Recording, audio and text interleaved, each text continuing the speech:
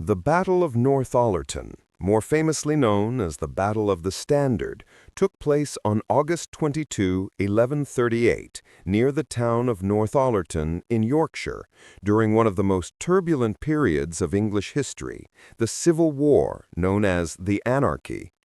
This era was marked by a fierce power struggle between King Stephen of England, nephew of Henry I, and his cousin, Empress Matilda, daughter of the late king. After Henry I's death in 1135, Stephen seized the throne despite having sworn allegiance to Matilda as the rightful heir.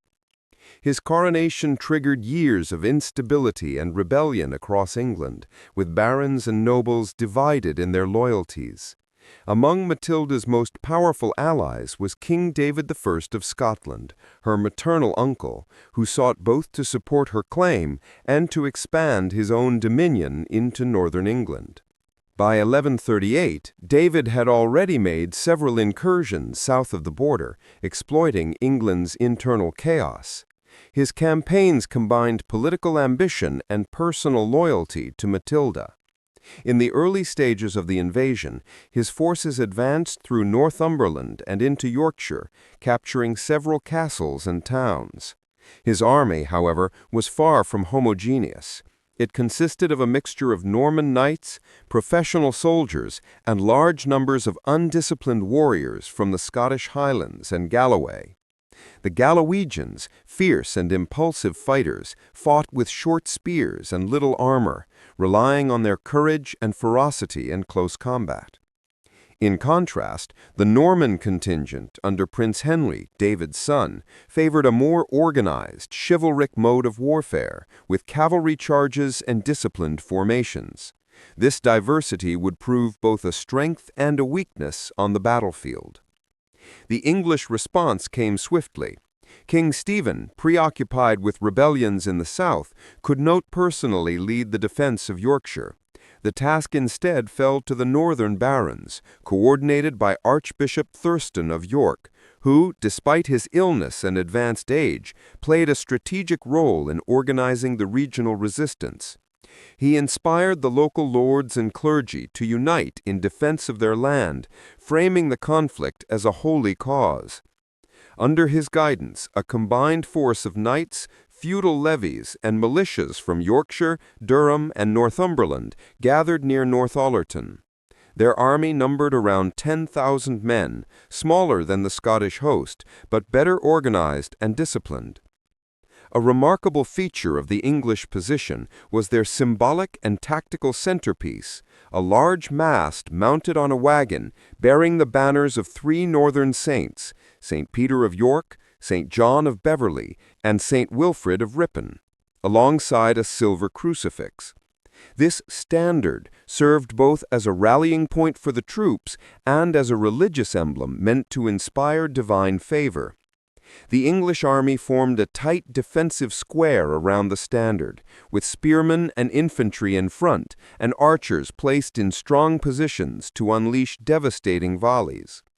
As dawn broke on August 22, the Scottish army advanced across the open fields toward the English lines. The Galwegians insisted on leading the charge, believing their courage and ferocity would break the English resistance. Ignoring the advice of the more experienced Norman knights, King David allowed them to take the front line. The Galwegians charged with wild cries, but the English archers unleashed a storm of arrows that tore through their ranks, causing heavy casualties before they even reached the enemy lines. Those who did close in were met with a wall of spears and disciplined resistance. Repeated assaults followed, each repelled with mounting losses. The Scots' lack of coordination, combined with the devastating effect of English archery and tight formations, gradually turned the tide. As the battle raged, the English counterattacked in several places, pushing back the exhausted Galwegians and threatening to envelop the Scottish flanks. Confusion spread through the Scottish ranks when some of their noble commanders fell and orders became unclear. The disciplined Norman cavalry under Prince Henry tried to restore order and even achieved temporary success on one flank, but the main body of the Scottish army began to collapse.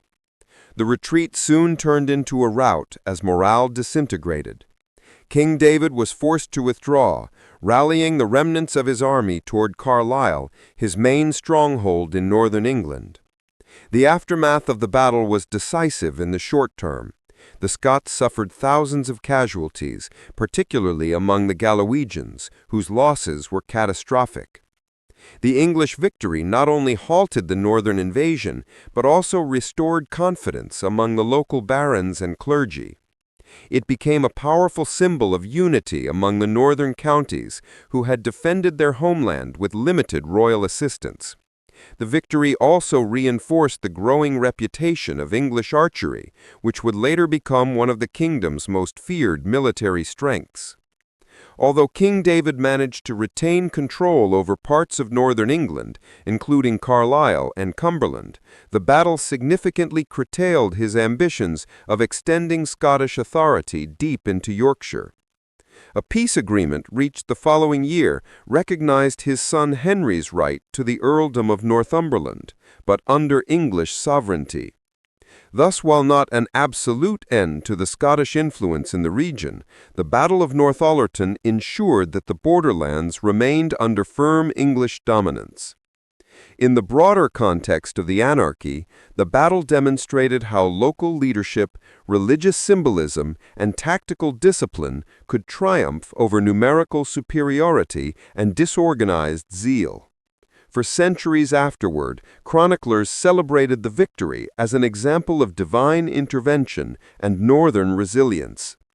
The standard itself became legendary, both as a literal rallying point in battle and as a metaphor for the steadfast faith and unity of the English people during one of the darkest and most chaotic periods in their medieval history.